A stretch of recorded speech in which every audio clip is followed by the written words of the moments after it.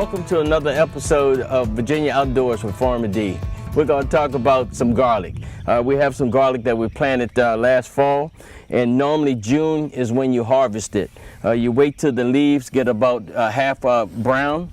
As you can see here, some of them are brown. It's going to be a little bit early. We'll pull this one here. You can see the leaves are looking real brown. So, and then you dry it out, and then you cure it. So we're going to pull here just to see what we got.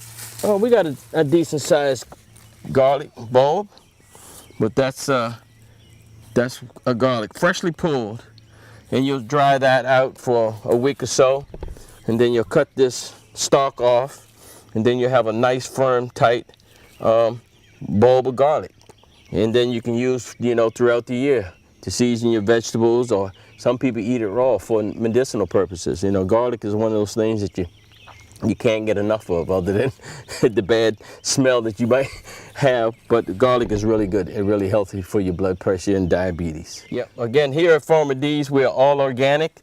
We don't use any man-made pesticides or sprays. We believe in organic way of doing holistic soil amendments. We like to mulch it. We use mulching compost. Yeah, we don't believe in any man-made chemicals or sprays. All organic. That's the only way. And that's why we ask people to try to grow your own vegetables.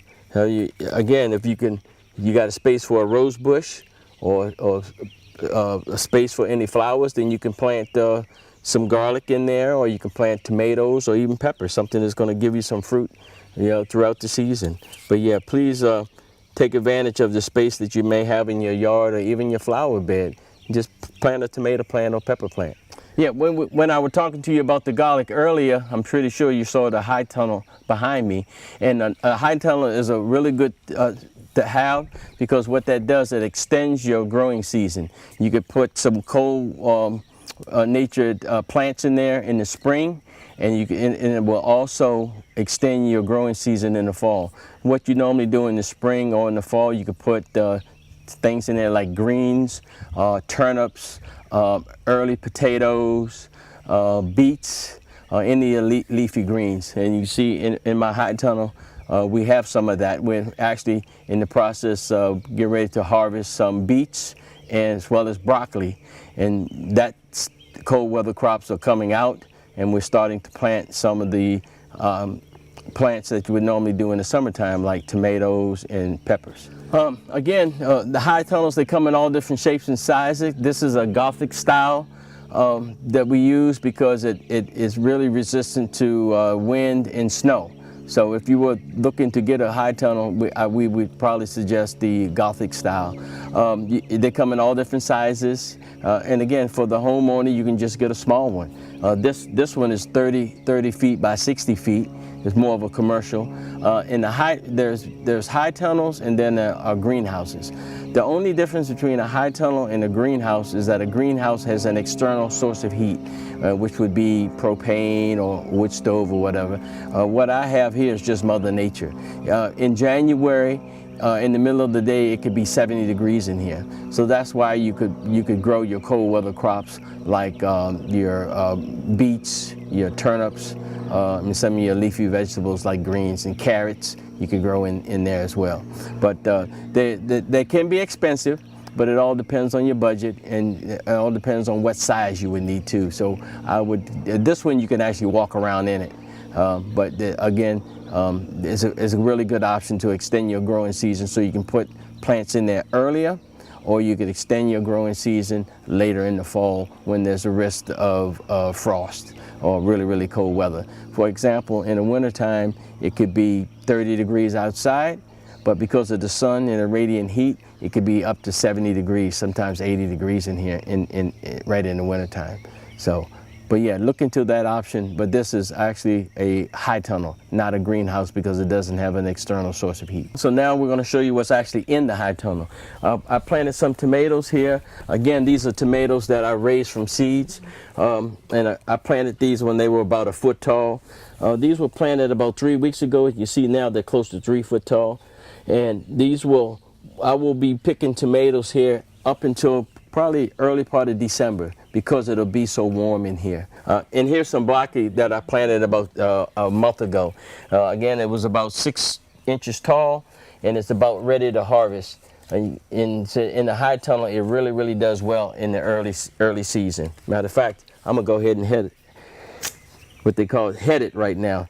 A farmer always has a knife. Wherever you always need a knife for something. So as you can see, broccoli is on the menu tonight for dinner. Nice head of organic broccoli, no man-made chemicals or pesticides. Beets. We talked about earlier how beets, again, beets is one of those cold weather crops we were talking about. And there are actually some beets ready to be picked and harvested. Doesn't get any better than fresh beets. I mean, they're really sweet. I planted these beets about 3 months ago.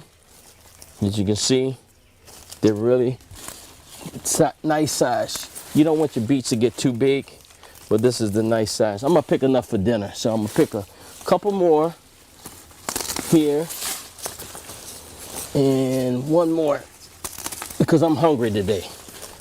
Look at that, organic beets, fresh from the ground. Doesn't get much better than that. What are beets good for? Beets are good for help you with your diabetes and high blood pressure and just overall general health.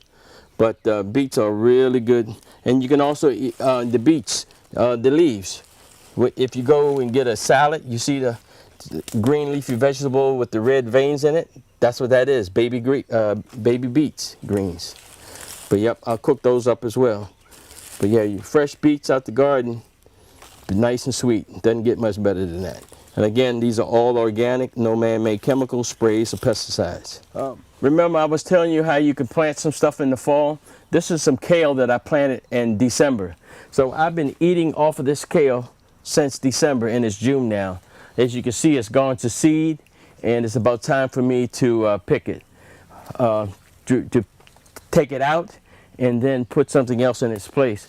But as you can see, I guess I'm gonna have kale for dinner tonight. There's enough kale that I could pick. In the country, we call it a mess of greens, which is what that equates to, is just enough greens for dinner. But yeah, that's fresh kale. And again, you know, I eat it. You know, look how clean that is. No bugs, no nothing.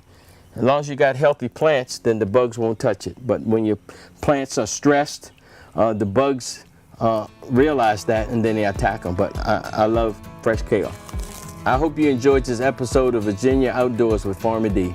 See you next time.